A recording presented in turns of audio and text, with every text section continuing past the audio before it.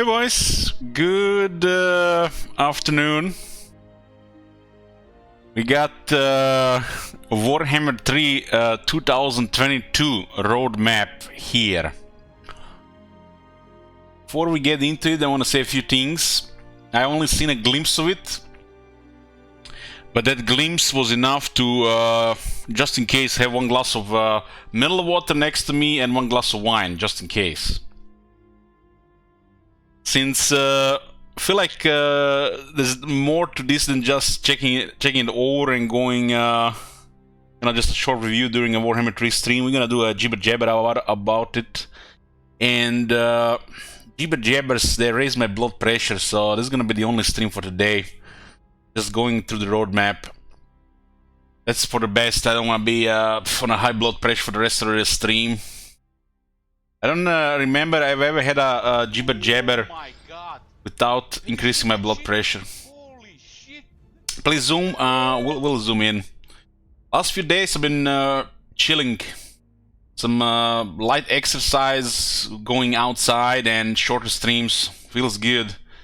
Need a little bit more fresh air in my life. More wine, more wine. That's another good thing, if you go outside, you can actually pick which one to buy. Zoom in. Fresh air, you mean copium? So we're gonna go through it like usual. Yesterday I couldn't even fall asleep. I was up until like 4 in the morning.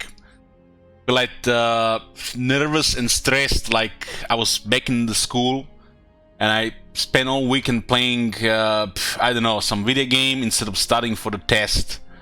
Felt like there was a test in the school tomorrow, and I have got to sleep like 3 hours ago, and I still can't go to sleep. That's how it felt like when they said the roadmap was coming on Friday. We're gonna have information revealed here that I don't know, it's gonna be on one hand, we know what's coming. On the other hand, we might not be happy with it, because we need good stuff, not just wait for questionable, changes. Okay, Warhammer 3, such a shit show. It made him leave his cave. No. Half the reason. Other half the reason is I need to move more. And not just sit 12 hours a day. I'm on a year of health, losing weight, and I lost some weight already. The next step is move more, right? Lose even more weight. But yeah, half a reason there, sure, sure. I thought we would have already 1,000 hours in Warhammer 3, and not trying to avoid to play it and mix with other things. Okay, let's see what we got here. So, Total War Warhammer 3 2022 roadmap. Does this mean copium? We're gonna see 2023 roadmap and 2024 roadmap. We don't all die in nuclear war before. It looks like we might be a thing with a blog for these roadmaps. So let's see. Hey there, Total War Warhammer fans. Today we are excited to provide a window into what lies ahead for Warhammer 3 and the rest of 2022. It's nearly another 8 months. The roadmap outlines the brand new content and updates coming your way over the course of the year, including new DLC packs, old world updates, and more releasing alongside a steady cadence of bug fixes and patches to the game. Steady cadence. What does the cadence even mean in this context?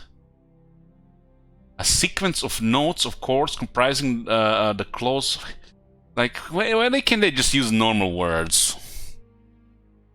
Steady cadence. I guess it's just like a list. I don't know. I didn't have heard the cadence used in this context before. schedule of bug fixes and patches for the game. Okay. So far we had only one patch, 1.1. There were 2 weird hot fixes, cold fixes, whatever you want to call it, but there's only one patch for the game so far in 2 months and about 18 days. 12 days. 12 days. Rhythm. As with any timeline, projects may shift in scope or timing, so to keep you in the know, we will be working to deliver a regular development update at least once every quarter. A state of the game post that will let us revisit what we are working on. Nice, once every quarter. I want to see update once every quarter. And not like, you know, once every 6 months and, you know, you hope that it's going to be in the next 4 months and it's another 6 to 8 months. Once every quarter. That's realistic. Realistic for the developers and, you know, good enough expectations from the player base. Just give me once every quarter something to look forward to, fixes, and possibly some new content.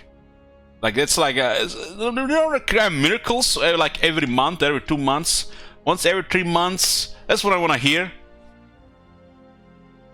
That will let us revisit what we're working on, update you with any changes to the content schedule, and look further forward to future releases. Okay. And a final note, the launch of Total War Warhammer 3 is only the beginning of the journey. It's almost something like we're going to be making the game for the next 3 to 4 years. You can expect to see this latest installment evolve, improve, and continue to grow in both scale and content in the years to come. Ooh. We appreciate all of you who supported us over the past 6 years since the first Total War Warhammer released, and to everyone just now joining us as we create our most expensive game to date, thank you. Joining us now, I feel like that's almost targeted at the Epic Games Store crowd. They just released Warhammer 2 on that platform. If you want to call it platform, I guess, yeah. So these guys can finally play Immortal Empires. They didn't have Warhammer 2 until now, so now I have Warhammer 1 and Warhammer 2. You can finally play Immortal Empires. Okay. But for now, let us take a look at the Total War Warhammer 3 in 2022, starting with what's on the way next month. Next month, Quarter 2 2022, April, May, and June. Yoo-hoo! Following our massive 1.1 update, we have a steady cadence of releases planned to deliver continuous change to the game. These releases not only aim to include key fixes based on the priorities of our players, but also introduce new features and tools to continue expanding your Battlefield arsenal over time. So this is a roadmap immediately a second quarter of 2022, which is the next, which is this month and the next 2 months. So we might not see any of this for the next 2 months. Update 1.2, it's gonna be in the May. They're just like, May, it's coming. Later next month, so it's gonna be 3 to 4 weeks, we will be delivering update 1.2, as we are still in the early months since the game's launch. May's release will continue to the focus on implementing fixes for community reported issues while improving areas of the game where both the players and dev team would like to see tweaks. This will be a common theme with the regular releases following a major milestone. Builds which update the first version number of the game. So 1.2 and 1.1. As we work to make the game better and better.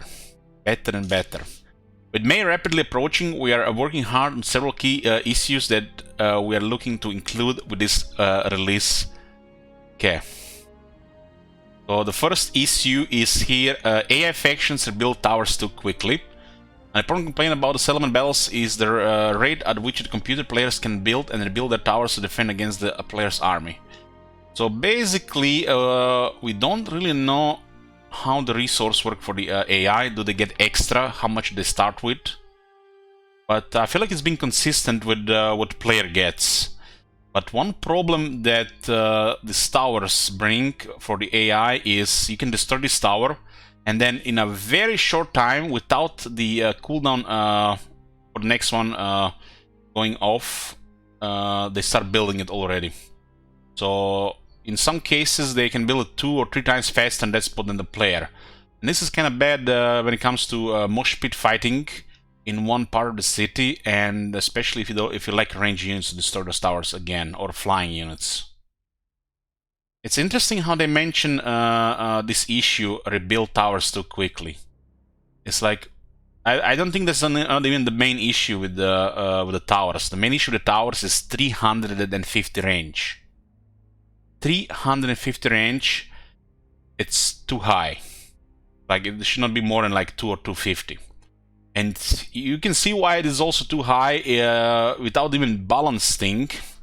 Some of the towers have projectiles that just don't work at long range. They either move too slow or they are super inaccurate at long range. So that's another thing that makes these things not really right. So, issues when flying units attack ground units. Flying units can encounter a few different issues when engaging the land-based units, the worst of which can result in them getting stuck and unresponsive for the remainder of the battle. Yeah, that's definitely an issue. Definitely an issue.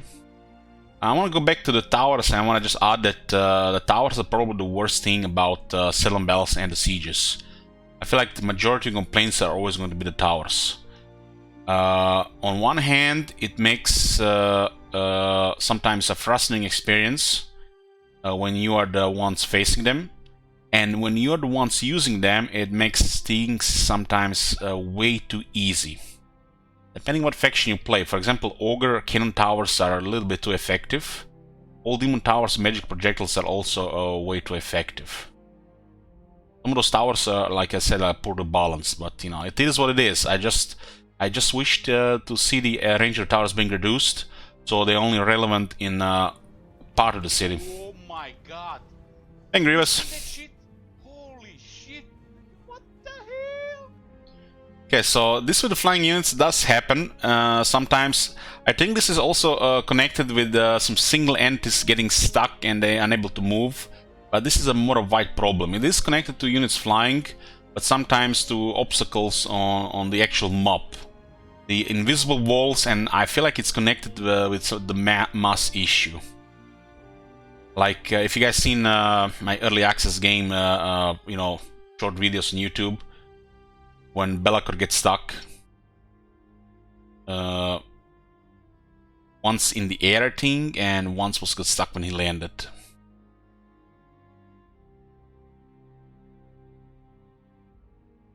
But we see some flying units issues like road flies. They would land, fail to connect with a charge, fail to connect with an attack animation, a follow-up, and they would just move around. And I feel like they're still trying to land. Well, they already landed. Oh my god! Have you seen that? So I think this is a wide issue with some of the flying units. In Warhammer 2, there was issues with flying units only if there were too many entities one spot. Like if it used like 5 harpies to attack a single unit. A lot of them would not really do well, but they would still look like they're fighting. But here there's something else that's going on. It's almost like they get stuck in the air, maybe due to mass changes or I don't know, invisible walls. There's something going on with the mass around the air units, and it's almost like there's a wide range of invisible walls that are causing issues with this. It's hard to say. It's like I only played the game for 400 hours. We need to see way more stuff. We need to see real flying units at work. Like units that have a lot of entities. Furies don't seem to be like a good example because we need also larger units.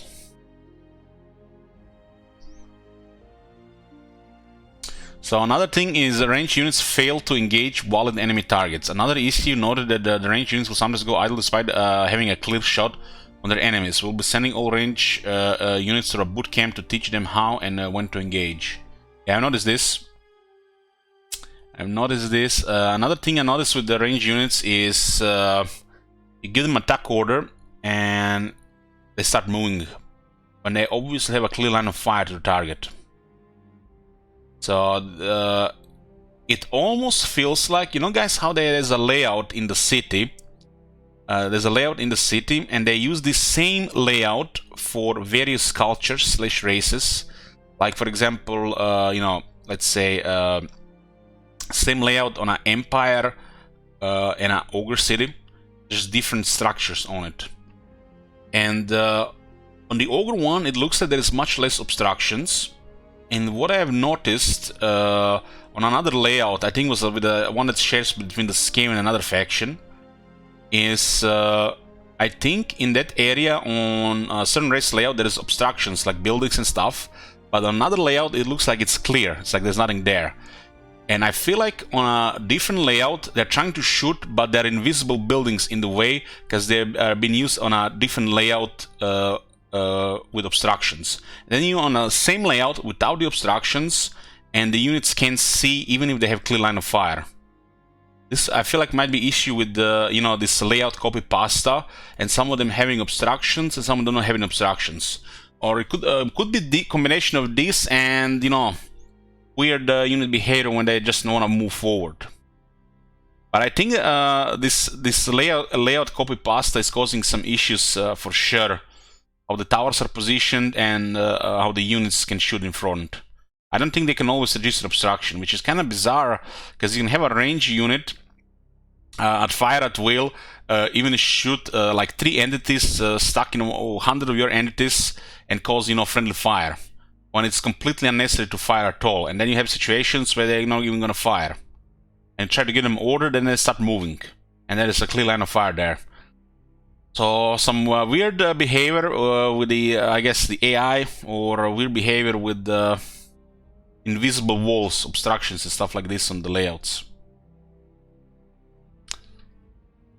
That layouts they've created and back-to-back sieges, this is just one big lie when they send in the siege rework. There's so many issues with these layouts regarding pet finding, going around things, and where the units can fire and where they can't fire. Gets to the point where you don't even want to give an attack order and just let the unit fire at will and hope they're gonna, do it well. Demon factions automatically declare war on Slanesh vassals. Okay, we experienced this firsthand in the Seduce Slanesh campaign, which basically changed the whole campaign how we played. We have a vassalized Talabekland, and we caused the war with most demon factions. This causes a diplomacy imbalance in the game that affects both the AI and the player, and this is something we're working to resolve. Gee, you think stuff like this would be fixed, before the game was released? It's like one big thing about the faction, mechanic with the vassals. They use the lazy copy pasta system of vassals, which is kind of like a pseudo military alliance system, and there's so many issues around it. And then this on top. How does the fuck does it affect the AI? Well, I'm not sure if you're watching one of my campaigns, but I'm fairly sure Seducer Slanesh didn't vassalize somebody and they went to war with the other Chaos factions where they're not supposed to be at war with them.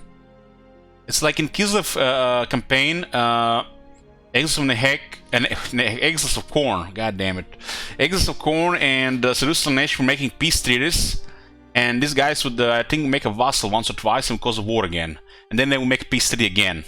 Because, they want to target Kislev, player Kislev, and not really fight each other, even if they hate each other. I honestly think a vassal system is like completely rework, and there have to be mechanics attached to it. There has to be more depth to the vassal system, where, if a faction wants to create vassals, it should be another depth of the campaign that's manageable, and not just, some short-term benefits, and questionable long-term unreliable benefits. Fix for issues that result in players getting stuck in the Slanesh realm. Oh boy, I heard about this, but luckily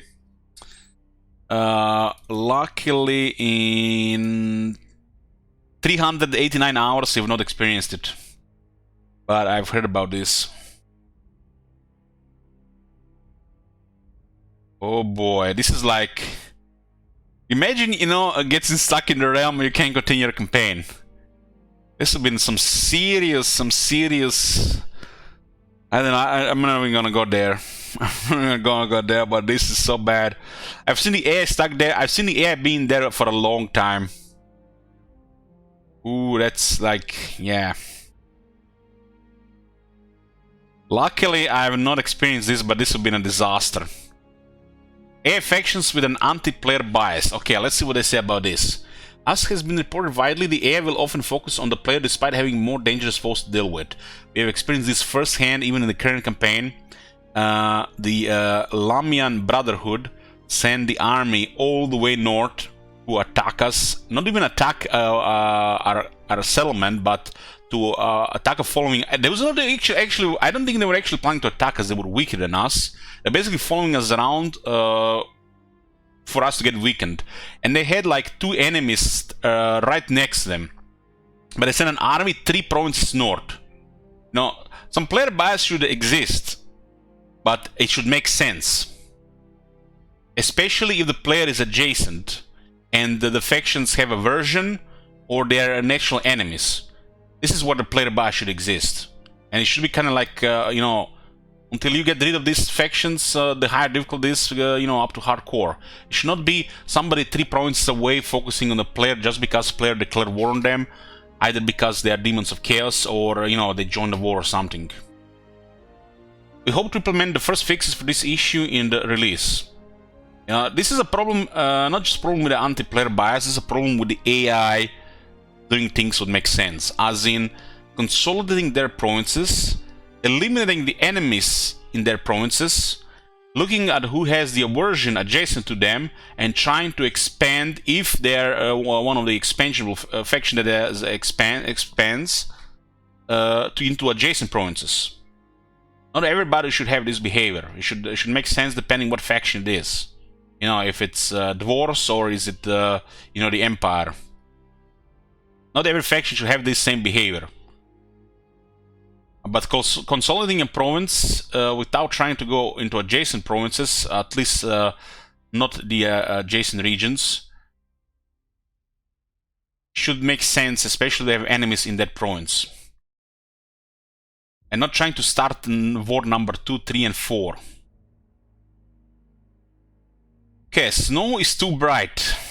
Oh yeah, that's true. That's true. Yesterday I was in a battlefield where I didn't even see the Vanguard area deployment lines, the white lines. This was an issue in Warhammer 1 as well. It was fixed in Warhammer 2, late Warhammer 1 and Warhammer 2, and then was back now in Warhammer 3. The visual glow of snow is far too intense for running the game using certain settings.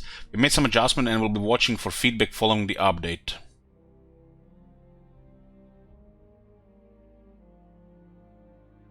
Okay. In addition to bug fixes, there are also several gameplay changes in the works that will change the way the game is played. These are aimed at improving the game experience based on feedback collected in these first few months of play. Autoresolve Improvements. Before we did this, I want to tell you guys the #1 issue in the game, in my opinion. Just don't ignore the Realm of Chaos campaign that's gonna probably be stuck with the future campaign. It's Autoresolve. It's very important the Autoresolve makes sense, especially where you are doing small battles. Even if you're just loading into a battle against a couple of units, that's like 25 seconds in, 25 seconds out on fast computer. And you're gonna have 20 to 50 of these battles just in the early game. So it's very important the Autoresolve targets a specific battles. The very large battles should not ever be a thing on the Autoresolve. It should not really calculate it if you're going to win or not. Those battles should probably always think of fight. Like the small battles should be targeted to be just click, move on, while the large battles should never be a thing like that. So I'm hoping they don't make it like they did it before. They just, you know, tune some things and it changes everything again. And they need to target those small, tedious follow-up battles. Those battles where you have 18 units in the army and 2 are just nearly dead. Those 2 nearly dead don't get killed because you're trying to finish off 4 enemy units. Those should be the targets of the Autoresolve Improvements.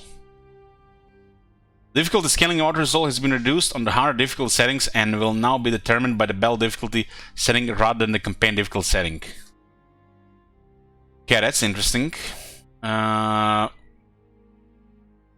makes sense. that makes sense, because in all of Warhammer 1 and Warhammer 2, the battle difficulty was not affecting Autoresolve, which means some of the battles were one-sided because there was no battle difficulty applying.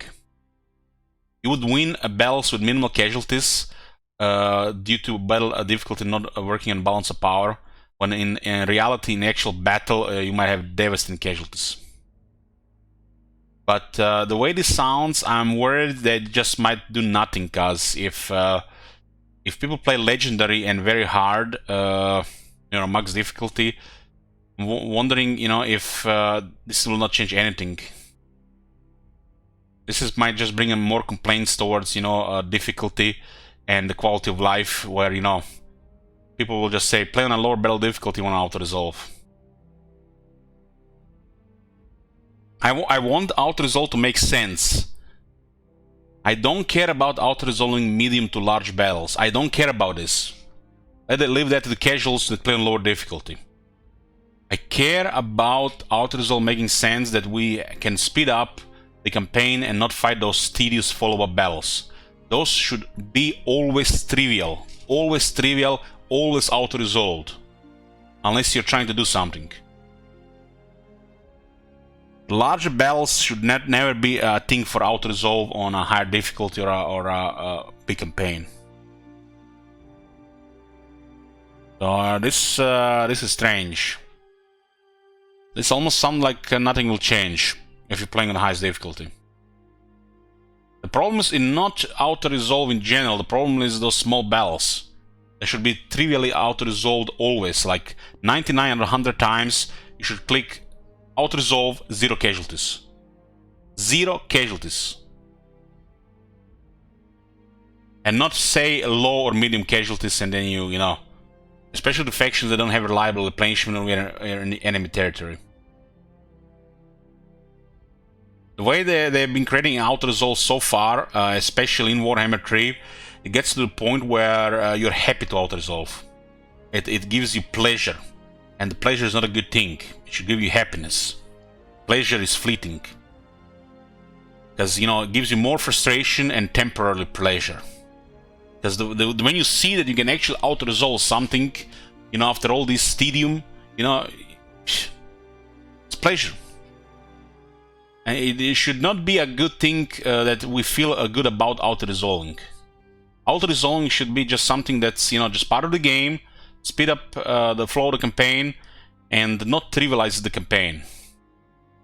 You would think after working on these games for 20 years, they would realize this. We don't want to fight tedious battles. We want tedious battles to be absolutely trivial. 0 casualties. And those important battles, the big battles, should never be trivial on the auto-resolve.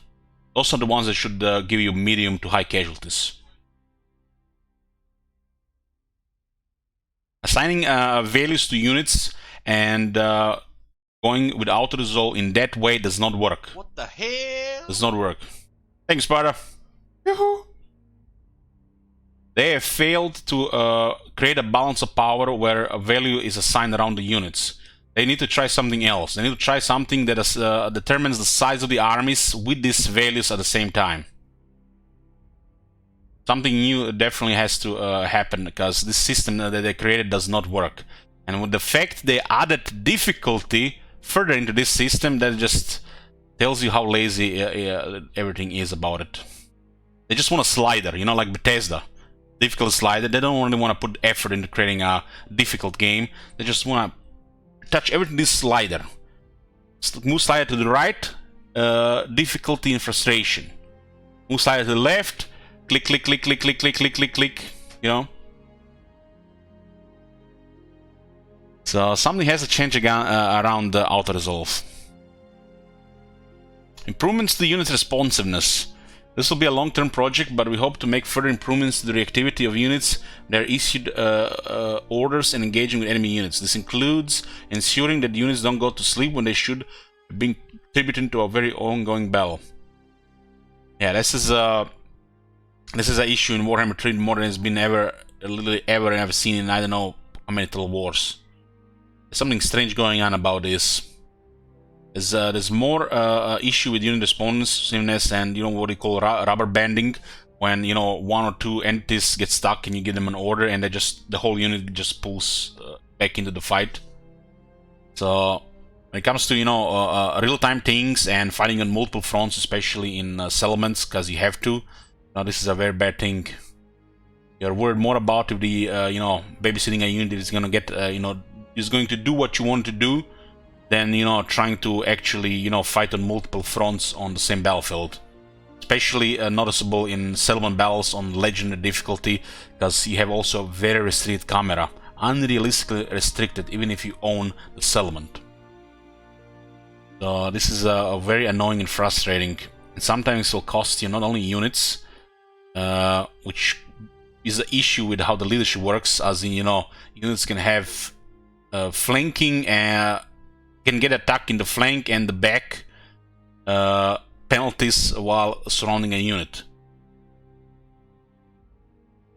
This just brings a host of issues with this. You have to be very responsive when you give orders like this.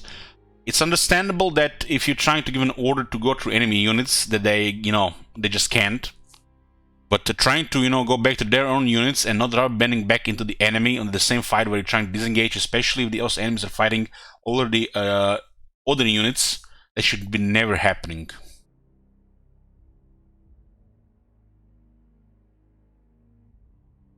So this is definitely one of the big issues in battles. And this could be connected to a lot of things, and it also brings a lot of issues with it. Improvements to single entity units dueling with other single entity units. Yeah, many players have noted issues when their large hero units engage with other heroes on the battlefield. We are aiming to improve their behavior to ensure they properly engage with enemies and make their presence truly felt. You know what was the first thing on my on my mind when I read this? Nakari, for example, those massive legs and hooves, gotcha please, would actually move his legs forward and then swing his sword the next, you know, couple of split seconds. And the way the legs would move would just knock back the enemy hero or the lord, and then the sword would just hit the air. The main issue with this is when a large entity is dueling a small entity. And I think the issue around this is more about, you know, collision of the bodies than anything else. Because, you know, a large entity knocking down entities like this should cause some damage. Maybe not full of his damage, but there should be some damage. It's like no collision damage. Those big units should use their bodies as a weapon. If Nakari uses his legs or hooves, which are particularly even deadlier than his sword in some cases, to you know, stomp or knock around, this should be damage applied, not just a knockback and then sword swinging air that looks not only horrible, really bad. It's just bad for the game when you see this, and that there is no damage applied at the same time. That just, it's like broken. It's like there's no other word to use here than broken. Especially when it comes to charge. When he's charging and stopping, he basically stops, shooting with the legs and the hooves, you know, and it's like, just imagine, you know, getting charged by a horse. Get a couple of bones broken in your body. Even if the horse is not armored or something, you know. Nakari is a greater demon. His legs are massive. Little weapons of mass destruction. Has hooves as well. And you can knock things down around doing 0 damage. It's like just bad design, if you ask me. And then when you connect this with his sword animation following up when he stops after kicking you know, small entities with his legs, it just hits the air and happens in the same sequence. And it tells you they have not tested this at all. They have not even paid attention to the animation, and they didn't even care. It's like nobody at that company zoomed in and seen, you know, situation like this. This didn't even just Nakari case, but Nakari I think is a primary example of this and looks horrible. And this happens with a lot of large entities when they are fighting small entities. So large entities need to be able to apply some damage with their bodies, because, you know, if you get hit by something massive, you know, the sheer weight of it You know, I'm not even talking about momentum. You know, you're gonna take damage. You're not gonna die. You're gonna take damage, and there has to be some damage from you know, from the bodies or the parts of the bodies. This we are not in a game where we are the people. You know, men are fighting other men. We are in a game where there's some huge monsters, and there should be some collision damage from the bodies. At least then some of those attack animations are supposed to connect in the same sequence. Will not look as bad if they get knocked down.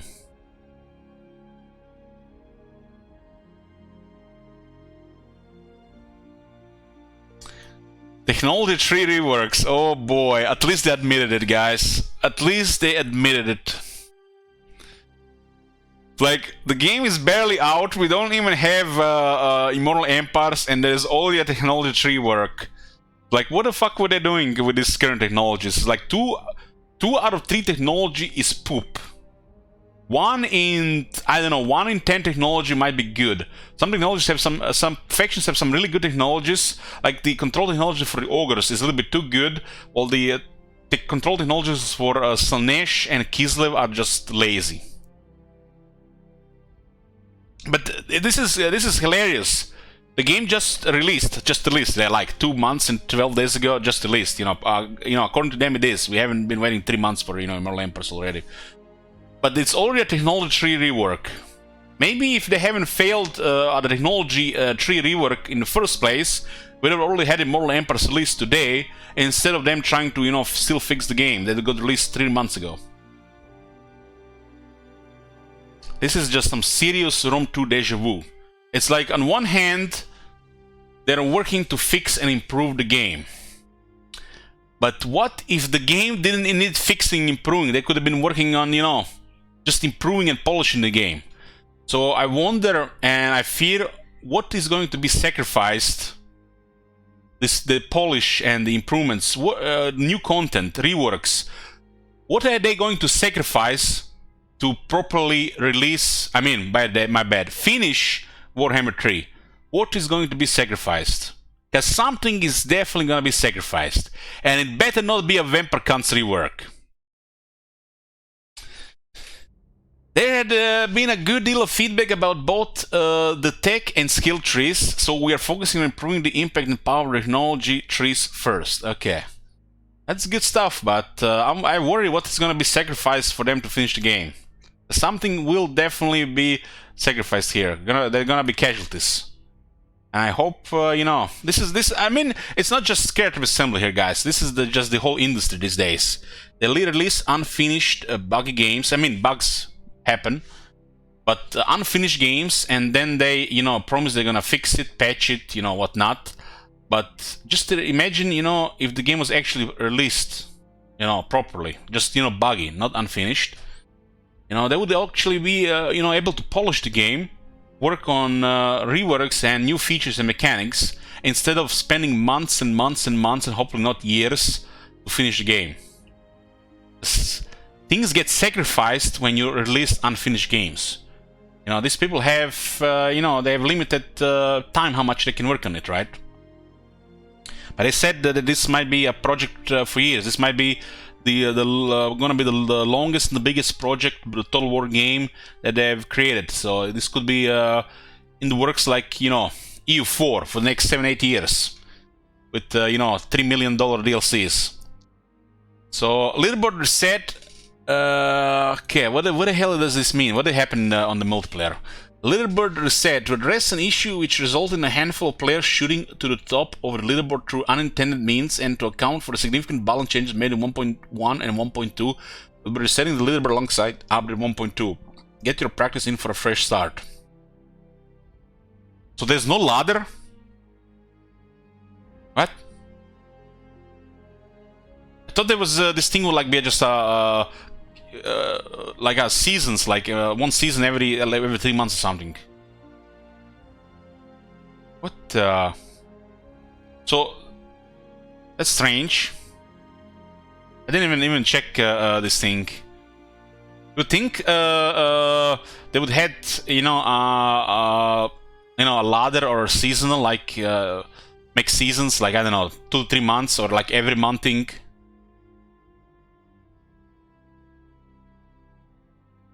That is strange. So it's just like tabula rasa. Clean slate. Blank. Let's go again. So are they gonna reset all the history? I would get triggered if I had, like, I don't know, 500 wins and 400 losses. I would get triggered if I didn't see my stats continue into the future. And then again, like, from the zero.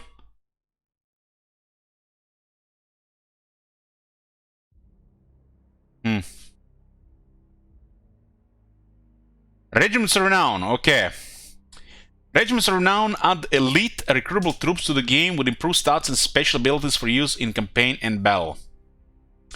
What about what's new about Regiments of Renown in Warhammer 3? In previous games, Regiments of Renown generally came as a part of our paid DLC packs, granting a set of unique units to one or more races depending on the pack type. In Total War Warhammer 3, we are doing things a little differently. While Regiments of Renown will continue to be added alongside our paid DLCs in the future, our first few updates will include a free set of new Regiment of Renown units for each of the game's core races. This allows us to expand and freshen up game's roster for all the races with each update, as opposed to powering up one race at a time while forcing the others to wait their turn. Yeah, this makes sense. This is a good change. If they release Regiments of Renown, Regiment of Renown should be released for all the factions. Even if just slow, you know, one at a time every quarter. We know that players will have a lot of questions about details of these new Regiments of Renown, and we'll look to provide answers to those questions next month. So, boys, next month we're getting a patch 1.2. Honestly, I'm surprised. I'm surprised we're getting a 1.2 patch next month. They've been silent, but seems like they've been busy. One thing that is obvious here and very worrisome: where the fuck are Immortal Empires? It's like they're not coming 3 months later. What the fuck? So I guess we have to go into the third quarter, September. Oh god. Okay, let's go to the third quarter. What's planned for the third quarter? It looks good that we're getting 1.2 next month. It could be as early as 3 weeks, right? That's good stuff. At least the Autoresolve gonna get changed. So the third quarter is July, August, and September. Oh man, even July feels so far. September? Where the hell is September?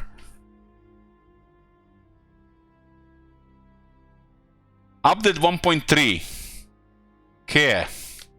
Following update 1.2, we have one last regular update before moving on to the next major game release. Huh?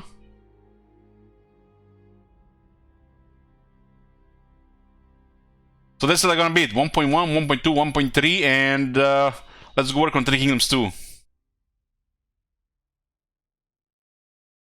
Major game release, huh? And better be Medieval 3. Copium. Maybe they mean 2.0. As in campaign pack. Expansion. Expansion to the expansion. Oh man, I don't know. This is next major game release. When they say major game release, the thing is like, I think Medieval 3 opens another saga game. Update 1.3 will give us another opportunity to address and include fixes for player reported issues, while also introducing the second Regiments of Renown unit pack to the roster. As 1.3 still waits out, we are still working out the specific list of changes that will be included. That said, here are a few things already being worked on for the release. Guys, this feels like almost like they've been under a lot of public pressure. They had to do this right. It's like I feel like if the Reddit didn't get their pitchforks out and people weren't, you know, being, for the first time I actually seen the community toxic, not just, you know, lazy dev defense. People are toxic, boo hoo hoo. I'm gonna hide for 3 months. It almost feel like, you know, they put like extra effort into all this shit to tell us just because of this pressure.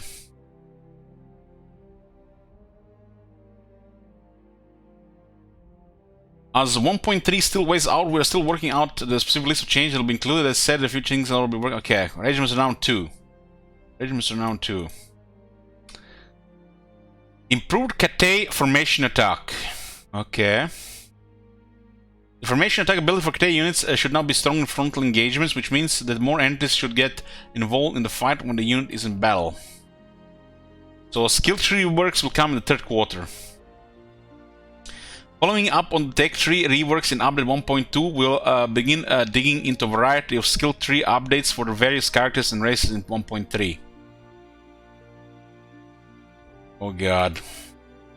Zinch and Slanesh replenishment rates.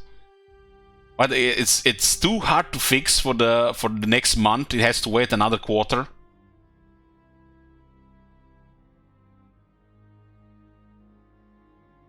It's been noted that Zinch and Slanesh have a much more challenging time replenishing their armies when compared to other factions in the game. On top of other factors which can lead to consistent losses for two factions, we are looking to make some adjustment to help them out. Hey guys, don't play Slanesh before they fix replenishment. It's unbearable, Kappa. Don't get some crazy ideas of painting the whole map pink either. Increasing the frequency of field battles. As a cornerstone of Troll of Warhammer experience, we'd like to see more field battles represented throughout their campaigns. As such, we're looking to increase their frequency and create a healthy mix of land, siege, and minor settlement battles as you play. So when I read this, you know what I hope to see? I hope to see tier 1 settlements did always a field battle with just a regular garrison. Tier 2 settlements have a little bit large garrison, but still a field battle. And Tier 3 having back to the Tier 1 garrison, but upgraded, being a settlement defense battle. Or a wall battle if you build a wall building. I think that would be the right way to go for this. They have to keep in mind, if they want to make field battles of Tier 1 and Tier 2 settlements, those are trivial battles. Unless they adjust it accordingly, they'll always be auto-resolved. So they need to add garrisons to Tier 1 and Tier 2 without adding walls to the settlement or the actual settlement stuff. And then on Tier 3, it's a settlement defense battle with the options on a Tier 3 to add the wall to the settlement at the same time with the extra garrison. So they need to adjust the size of the garrison, quality of garrison, and give you a building option also for a garrison on the 2 stages of the possible field battle with the settlement, and the Tier 3 with when they add walls and the actual settlement defense battle. Because if they don't adjust the garrison and they just make these field battles, it's just going to be pointless. It's just they're either going to be auto-resolved, and if they don't fix auto-resolve, we're going to have a lot of more tedium added and not more field battles added. So, to give an example, let's say Kislev. Kislev 1, Tier 1 garrison should be like a field battle, where Kislev has probably like 10 to 11 units, with the option of a Tier 1 garrison building that adds another 5 units. And it should be mostly Tier 1 and Tier 2 units. Tier 1 mostly. While on a Tier 2, just the same amount of units, just increases the quality of these units. Mostly Tier 2 with maybe a few Tier 3. And then on a Tier 3, a lot of those extra Tier 1 units get removed. Those Tier 2 units become Tier 3, with a couple of Tier 2 units added if they build an extra garrison building. Because I don't think that we're going right about this, because, you know, it's either going to be auto-resolve or tedium. So if they try to make the settlement defense battles actual field battles, they have to adjust the garrisons for it. And the garrisons should behave differently for Tier 1 and Tier 2, and different for Tier 3 on the settlement. So if you don't build anything, let's say 11 units in the garrison Tier 1, so you have a medium army on a field battle, and on a Tier 2 settlement it could be 14. And then you have 3 stages of the defense building, adding different things. As the settlement gets higher tier, the garrison gets higher quality, but less numbers. So from 11 goes maybe down to like 8. And if you get a tier 3, let's say tier 1 garrison is 5 units, tier 2 is could be 6 units, a couple then tier 2. And then tier 3 one, if it adds walls, could be just 4 or 5 higher tier units. They need to adjust these things and not just do like a blanket change that like all of a sudden these are field battles, garrisons are changed, system is unchanged, and if the Autoresolve doesn't get changed, it's just going to be tedium. I think that's the only way we're going to see more field battles, the field battles that make sense. Because even if you have extra units, let's look at it from the player perspective. Player perspective, you're attacking, you're fighting, I'd say 11 to 16 units on tier 1, if they have the garrison building on tier 1. And it's not going to be a push order you can clear with a small army, depending on the quality of your troops. And it doesn't look like it's going to be, for them, easy to lose. So it's still going to be a battle. It's going to be mostly tier 1 units with some tier 2 units, right? And it comes to a large battle, well, it's going to be a little bit less units, but it's going to be options for towers, options for walls, and quality units do much better than the bottlenecks. When you have a lot of units in a city that have bottlenecks, towers, and walls, it's a grinder, and this grinding is not, always the greatest experience from both sides.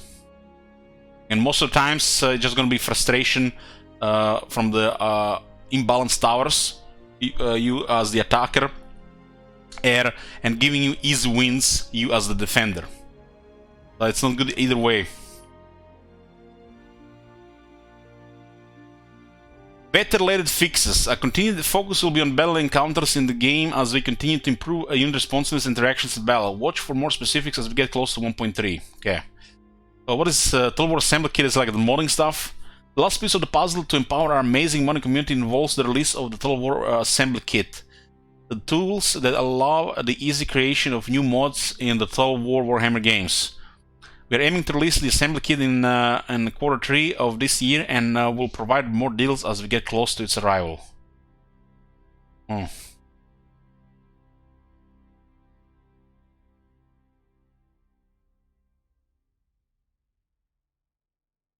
Oh boy. Update 2.0. Holy shit, man, they really released this game so early. They need 3 quarters to fix it. My bad. 7 months to fix it. We've been, guys, like I said it, we've been really playing an early access game. 7 months.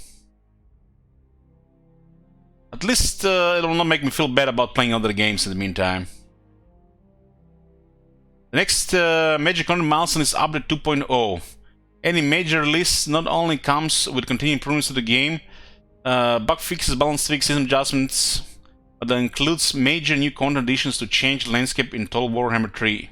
In this case, the ROD, Immortal Empires Beta. At least they say it's a beta. At least they say it's a beta. Thank God they say it's a beta. Makes you wonder how fucked up it is right now. Holy shit. 7 months to wait for a beta. Oh boy. This might mean we are actually, this is they said the 1.3 update is in the third quarter. Or is this gonna be in the third quarter?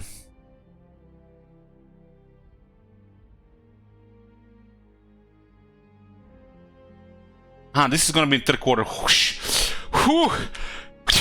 I thought it would be like in October. Oh my god. Okay, so this is in the third quarter. Okay.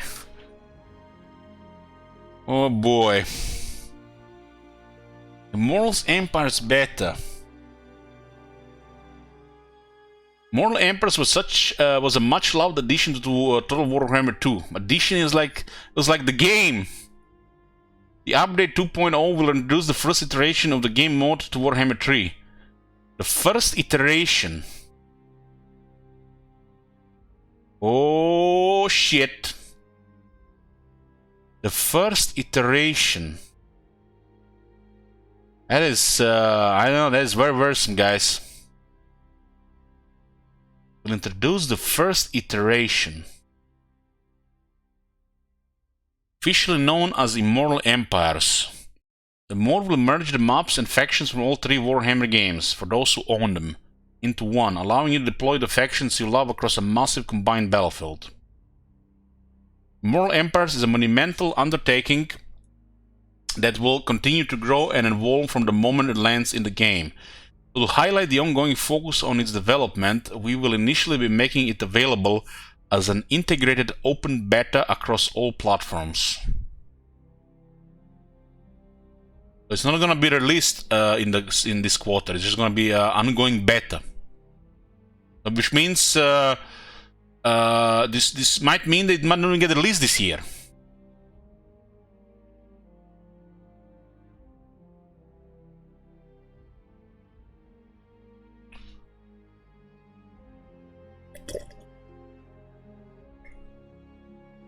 I got my wine glass here.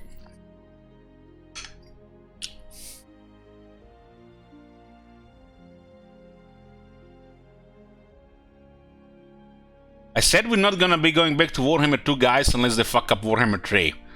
You know, it's close, but not there yet. Okay?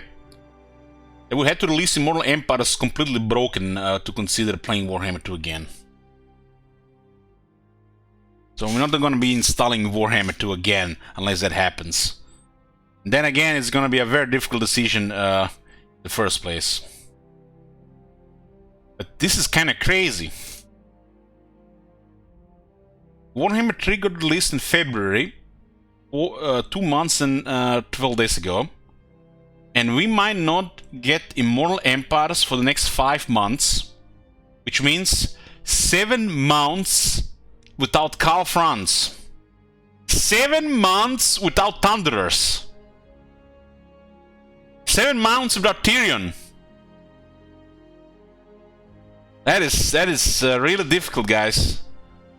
It's gonna be more difficult than stopping pasta and baked goods. 7 months to play other games.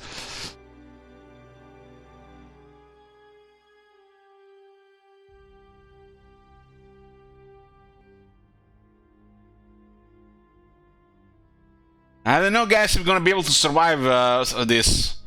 And there's no guarantee this first iteration of Immortal Empires is even going to be functional.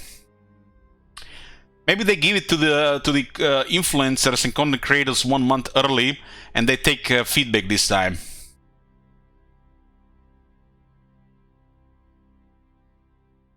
Okay. This initial phase will allow us to focus on updating the balance, map races, and other areas where we can continue to make adjustments based on player feedback, ensuring that it will meet and exceed expectations as it develops over the long term.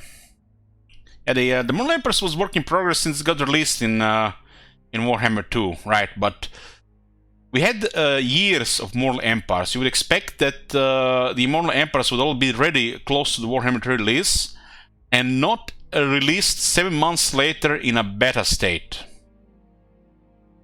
But it's a good thing, these guys. At least they admit it, and at least they're saying it's going to be a beta. At least, you know, we can't give them shit over that.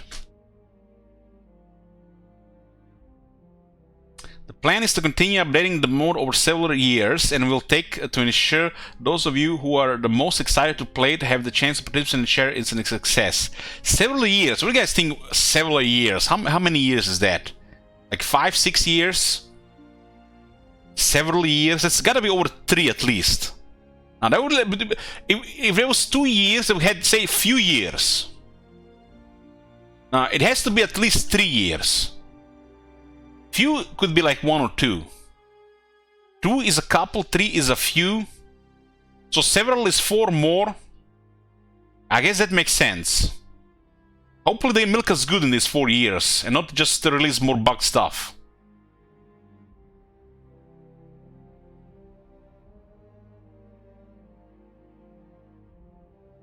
There is a ton to unpack about Immortal Empires, so you can also expect more news about it as we get closer to its beta release.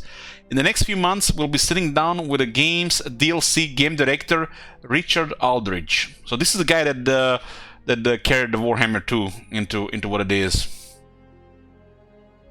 So we can share his insight about the project. We'd also like to set up AMAs with a team leading up to the beta if they are not too busy. So stay tuned for the news later.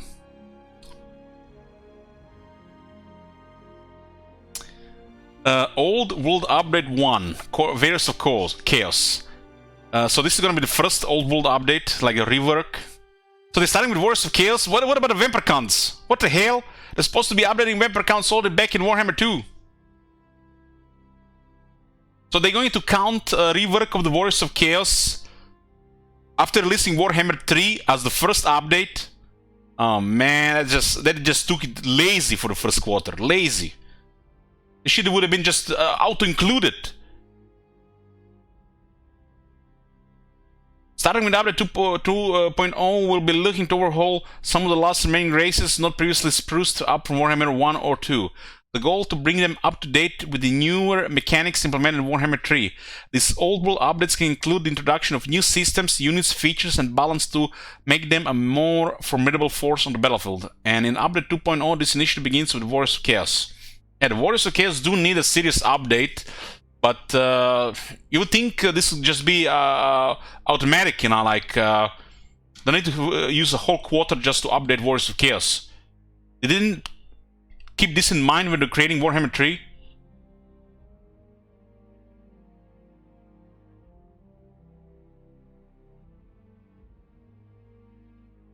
Blood Pack 3. The Blood Pack for new Total War Warhammer 3 adds a ton of new particle and visual effects to the game. Read that as lag. Owners of previous Blood Packs for Warhammer 1 or 2 will have it automatically unlocked. Likewise, unlocking the new pack will also unlock it for the previous 2 games. Well, this is smart. I gotta give it to them, guys. This is very smart. Let the graphic card prices drop down. Let some time passes. Let the new generation of CPUs get released. Let the people get new computers. And then we can unleash the lag! Who will have a new computer by the time they release Blood Pack? Raise hands. I'm raising my hand. Can you imagine if they released Blood Pack today or like 2 months ago with the issues in the game with the lag? The Blood Pack in Warhammer 2 and Warhammer 1 literally kills half of the performance. With some of the faction, it's so bad it can lock your game to a certain low FPS. They're just not going to even fix it itself for the rest of the battle. Like Siege battles with the Vampire counts locks it like 15 FPS for the rest of the battle.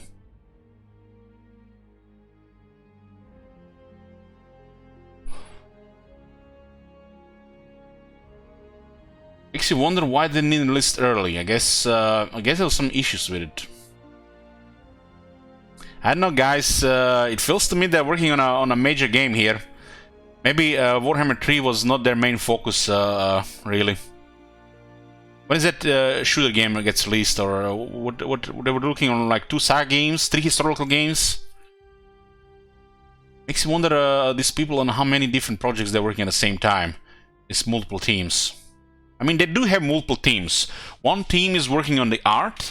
One team is working on the voiceovers. One team is working on, you know, the assets for their games. You know, painting the Warhammer 1 Forsaken into Nurgle Warhammer 3 Forsaken. So these multiple teams could also be, you know, working on the different games at the same time.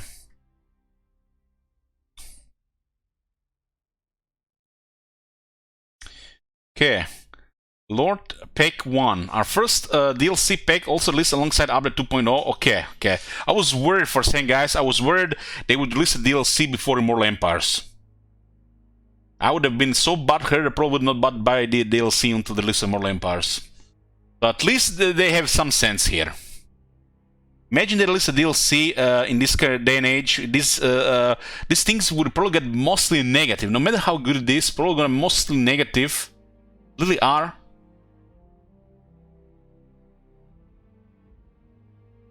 but it's gonna be alongside the update 2.0, and 2.0 brings Immortal Empires, so it is at the same time. I mean, Immortal Empires will be in the beta, right? It's gonna be, you know, kinda released. Lord Packs introduced several new Legend Lords, heroes, and a variety of units to deploy across the Grand Campaign multiplayer settings. Watch out for more information, including more about the 4 champions joining the roster as we get closer to its release. 4 champions. First, Lord Pack. They didn't say Campaign Pack, they said Lord Pack. This is gonna be Chaos Dwarves. Maybe 1 for each faction. Maybe it's gonna be 1 for Kislev, 1 for Grand Kate, 1 for Ogres. And yeah, 1 for somebody else. Maybe it's gonna be 2 for Kislev or 2 for... I feel like it's gonna be 1 for Kislev, 2 for Grand Kate, and 1 for Ogres. Or maybe it's the Chaos guys. I mean, there's several factions. 1 Lord, 3 heroes. Okay, this is at the end of the year, quarter 4. This is October, November, December months. This is this could be as late as you know, 7 to 8 months. And they're talking about update 2.1. I feel like they're getting ahead of themselves here. Only 2.1. How much pressure did those Reddit boys put on them? I avoided most of it. I got some links from people every now and then I would just get a glimpse on the front page. I would just upvote and downvote, you know, shit, and that's it. I would just escape that place immediately. As we enter the final quarter of 2022, we planned our first regular update following all the new content coming in quarter 3. Update 2.1 gives us the opportunity to follow its parent update with additional adjustments. Continue to expand Immortal Empires Battlefield as players experience it for the first time, and the chance to react and respond to community feedback following the release. Well, the exact details are to be determined. Here's a soft outline of what you can expect. Okay, guys, let's see what we can expect here. Update 2.1 gives us Regiments Down 3, and then Update 2.2 or 3.0. Oh man, they're I don't know, I feel like they think that update is gonna be that good. It's gonna be 2.3. They're very optimistic about this. Okay. With so many big beats dropping in 2022, we are aiming to pull together one final release to wrap up the year in quarter 4. This will either be a major release, update 3.0, or a smaller update 2.2. Release with its own set of content and fixes. You know, I'm looking at like I don't even see it anymore as something exciting or something new released. I'm just worried, guys. I'm just worried, and when I'm reading these lines of text they give us here, is like, it's like they are not sure how the community will react to it. If community will just take it and not complain, yeah, we're moving on, we're good, we're not in the patch game anymore. But if we get some, you know, riots, 50% ratings and shit like this, then they wanna consider putting a little bit more hours and, you know, as in, you know, work more on the game. It's like, I feel like it's no longer we are no longer at a point where they are expecting to release improved and polished, you know, content for the game, as in, you know, so what the patch is supposed to deliver. But, you know, they're releasing things and they're expecting it's just going to work. And if there's not too much complaining, they're gonna move on. This is how I feel about this these days.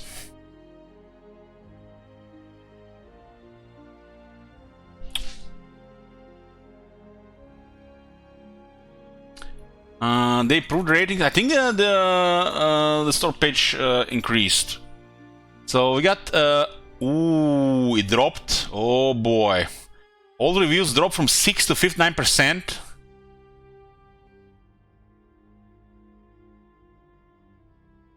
I mean, 59%, you know, it's It's getting to the point that it's not great and not terrible. And the recent are 47%.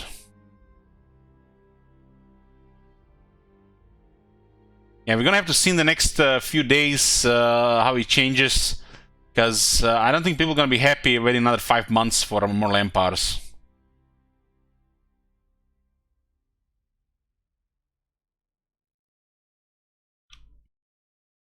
Check the review graph. Let's see what the review graph says. I should write a review too. Oh boy.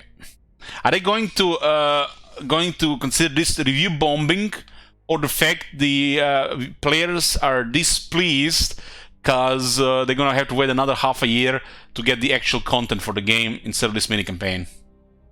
Will the Steam consider this as review bombing or a failure on the developer's part to actually release a proper game?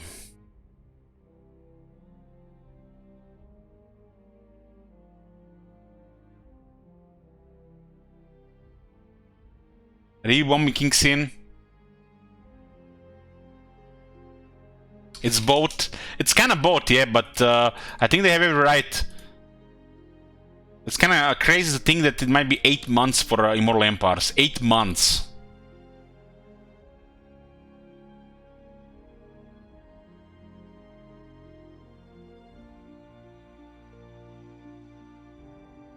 Regardless of which path we choose, one major focus of either will be the Immortal Empires game mode, which will be seeing big improvements in the last build of the year. You know, I think now CA at least sees that not many people care about the smaller campaigns, and I hope they see it also for their future games as well. If they want to create content for a game, it should not be the main focus. Let's say they created Rome 2. The main team should always be just working on the main campaign, while a second team that has nothing to do with the first team can, you know, use some copy pasta assets and create a mini campaign out of it. I don't think a focus should ever be these smaller campaigns. It feels like just, I don't know, some lazy cash grabbing. And sometimes I feel like it's some kind of illusion that they think they need to create something and not just continue something.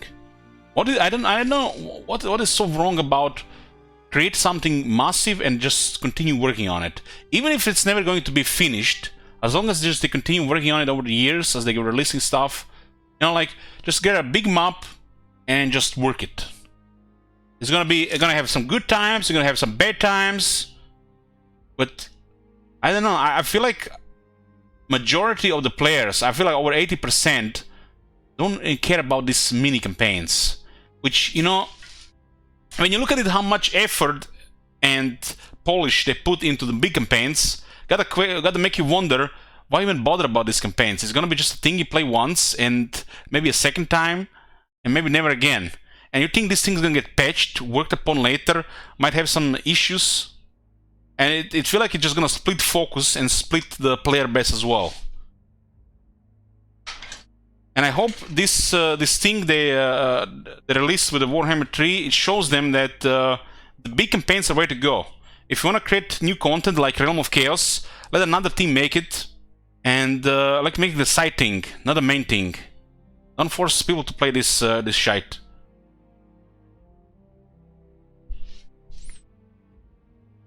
And basically, this is what they're doing, is they're forcing us to play 8 months of Realm of Chaos. What are they just like, you know, eat your broccoli, you're gonna love it, and you're gonna have to throw up trying to, you know, love it, because you might not love it ever.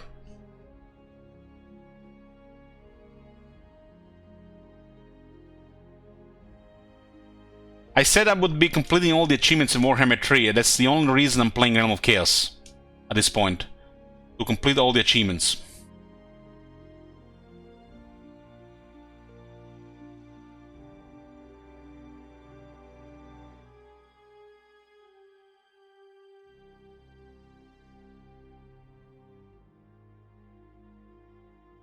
We'll obviously have more to share as we get close to Q4, and we will ensure we highlight more of what's on the way in our State of the Game post later this year. Don't get me wrong, this mini campaigns can be pretty good for one or two times, even more if they try some hard stuff with the mechanics. But when everybody is doing the same thing, it doesn't have much replay value. So it might have been great the first time or the second time, or might be just good enough. But as you play more and more, the more and more tedious it gets. And primary example of this are the survival battles. Have been a pretty good first few times, but now every time you play it again and again and again, the more tedious and boring it gets. And this is just a big failure of design. It's just like they aimed it at somebody who's going to play the game once or twice and not who's going to play the game, because it's tedious.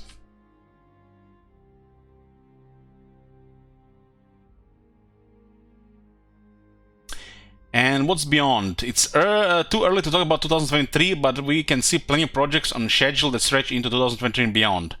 Don't worry, we'll revisit this timeline several times throughout the year, both to highlight the projects that have been shifted or added to the schedule. The more you play, getting better, I think. Please. This shit was a joke first time already. Oh man, listen to this guy, guys. That's the main issue with this tedious battles, is they're so fucking easy and tedious you can't lose, that you don't want to go into them and spend 20-30 minutes of your life. They were a fucking joke since day fucking one. What did we say, guys? Journal difficulty? Journal difficulty. They haven't even had the balls to make it a legendary difficulty in those battles. Journal difficulty since day fucking one. First battle. I've been hearing people play those battles for 40-45 minutes. Fucking hell, our average is probably under 25 minutes. And it's still fucking tedious.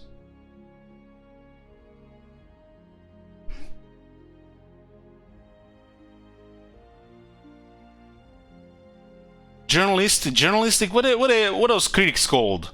Critics difficulty? You know, those people that write shit about the games and they get paid? The professionals? Game journalist difficulty, thank you. Okay. Game journalist difficulty since day fucking one.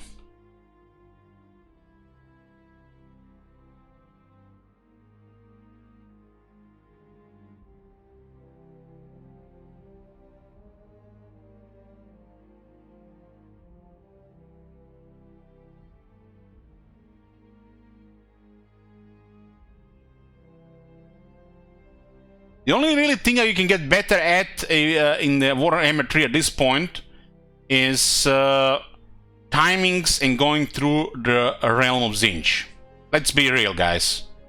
That's the only difficulty in the game. And it's more frustrating that it's difficult, but it's still creating some mental difficulty in the first place. That's the only thing you're gonna get better at by replaying the game. And after you've done it 3 or 4 times, even then it's just gonna become tedious. At least it gives you a little bit of that feeling in your gut that you might fail. But it's not a good feeling. It's that feeling that the failure that will bring frustration, not the failure that can eventually be overcome and bring satisfaction.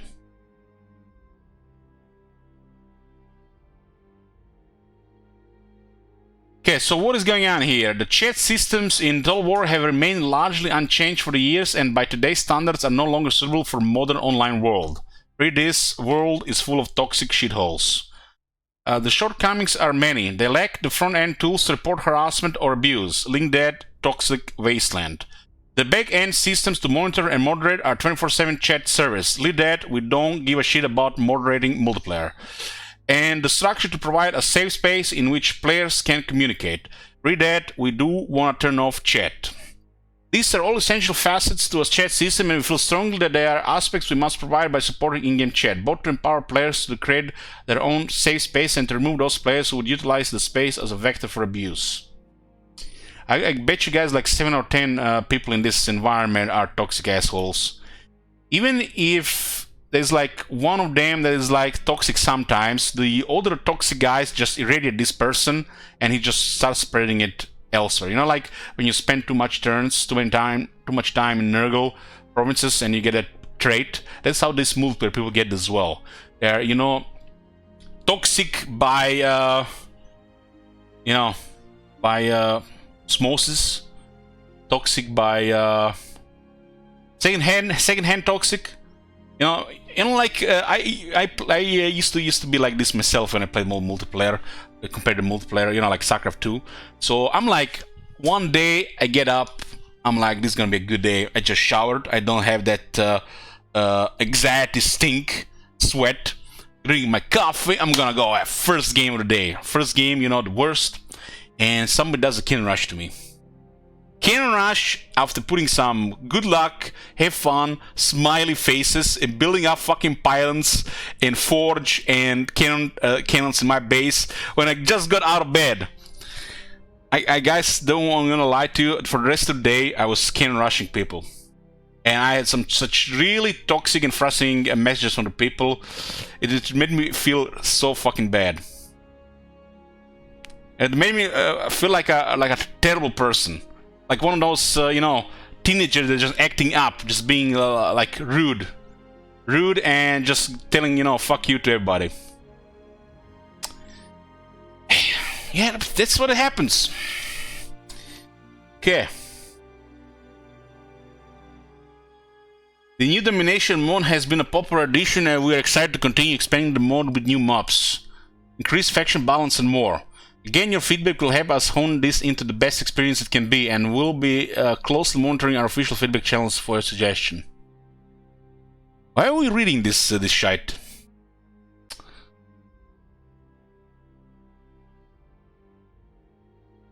I mean, what was the first game that did move chat? The first one that I know was Blizzard with Hearthstone, and for the longest time, I didn't understand it. But it came to me. It came to me after people were abusing the emotes to be toxic. I feel like it reached critical mass with that Magni guy that had that sorry emote, I'm so sorry friend. Especially when he would say it a couple of times, you know, would be super toxic. It's just, it feels like toxicity has just become part of our culture in this day and age. But the multiplayer games have just gotten for worse. Way worse. You know, got to the point where you're either gonna play with friends or you're gonna play alone.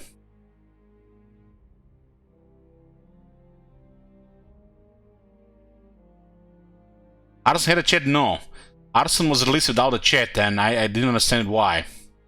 Because the games I played before had chat.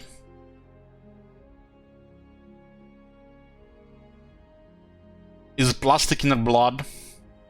You mean the microplastic environment is poisoning everything? I don't know, man.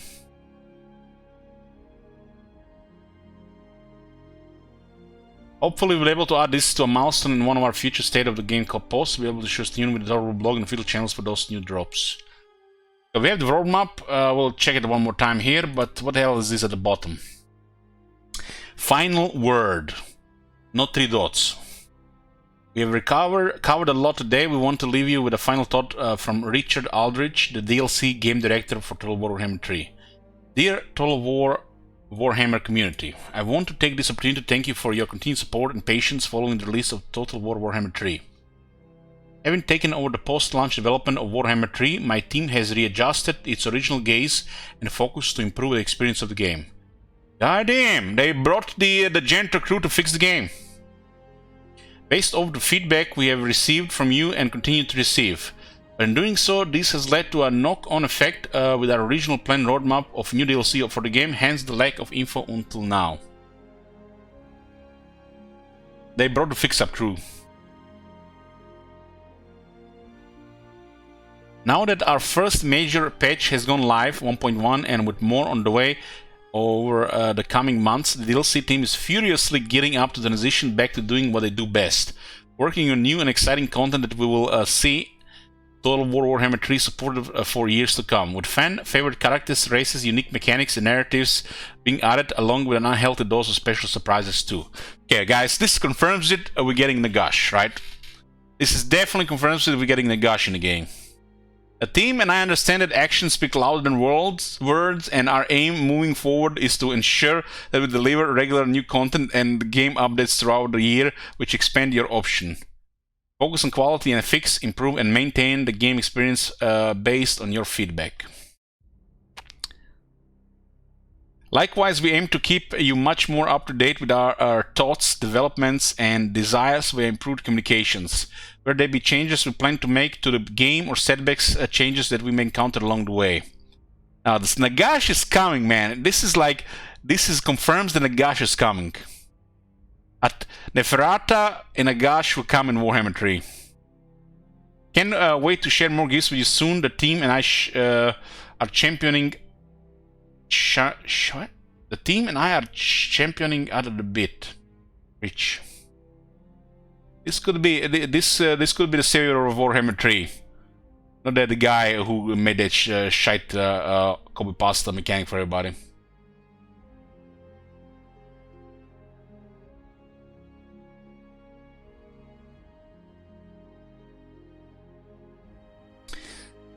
Look at this. Look at this.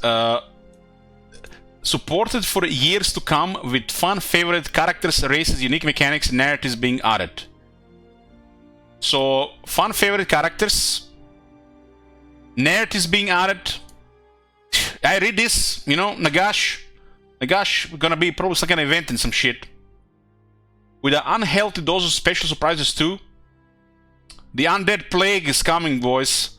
The undead will shine again. Could be antique. Shut up. This is Nagash for sure. So this is how the roadmap looks like. Quarter 2, which is the next 2 months. So Frill C Regiments Renowned 1, Autoresolve Improvements, hell yeah, improvements to single entity unit combat to be seen. Tech tree works, you know, late. AI anti-player bias fixes, yeah, hopefully the vampires from the mountains will not go into the chaos wastes. Ranged unit targeting improvements to be seen. So this is coming in the next 2 months. They are planning to release 1.2 patch within a month now. Within a month. This to me looks like should all have been in the game. So from the looks of it, yeah. Let's just finish this first. Update 1.3 in quarter 3, 2022. So in the next, within the next 6 months. Changes, TBC. Real C Regiments of Renown 2, Zinch Translation Replenishment Rates. Like, why the fuck is this even highlighted here? It gives me kills brain cells faster than gulping down half a bottle of gin. Why is this even a thing highlighted here? Zinch Translation Replenishment Rates. This should be like just like a minor line of text in the page the next month. Jesus. Update 2.0. Immortal Empires Beta, Blood Pack 3 DLC, Old Wolves Update 1 Wars of Chaos, Lord Pack 1 DLC. So you see these guys here, this update 1.1, 1.2, 1.3. I feel like this should have been in the first 2 months of the game. Not only we didn't get it on release, but we are gonna be waiting for it up to like 7 months. 7 months. Makes you really wonder what they were doing for all these years. It gotta be Medieval 3 in the works. Medieval 3 is coming. Probably gonna be announced next year. This just confirms it. They've been working on a massive game.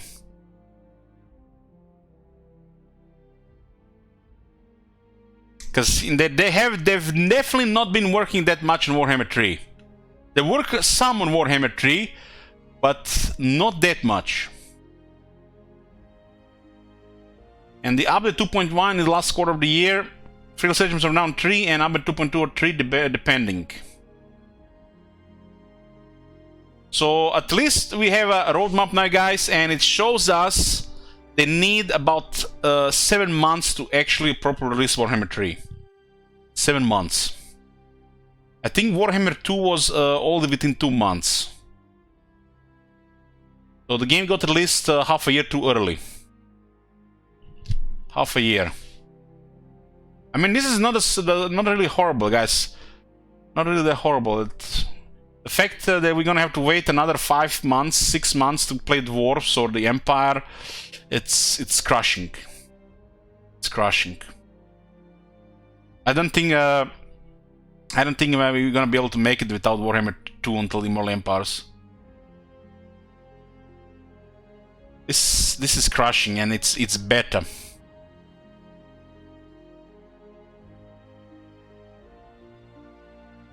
I talked about the first iteration about the Immortal Empires. This is gonna be something else.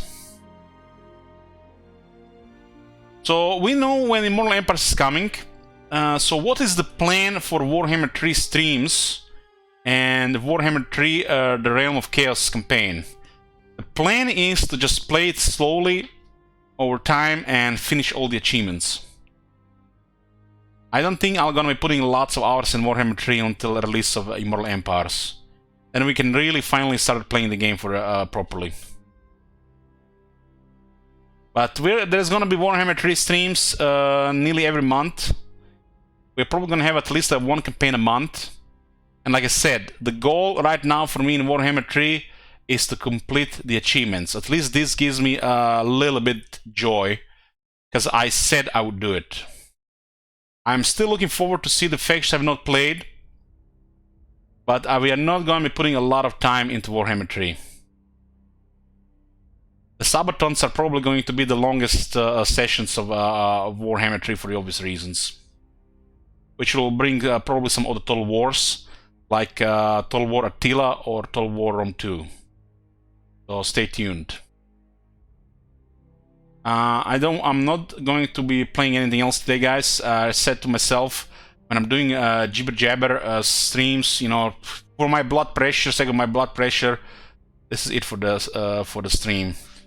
I am chilling it a bit, doing a little bit shorter streams, doing some light exercise, going out in the real world, and watching some TV shows, catching up.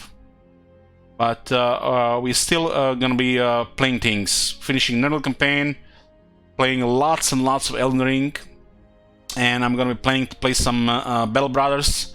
There are also possibly 2 other Amanda months coming up. The next Warhammer 3 campaign, other than Nurgle, will be Grand Crusade sometimes next month. Very long Warhammer 3 stream. I'll see you guys tomorrow. Most likely gonna play Nurgle, but we might play Elden Ring as well. Thanks you for watching, and till next time. Oh my god. Have you seen that shit?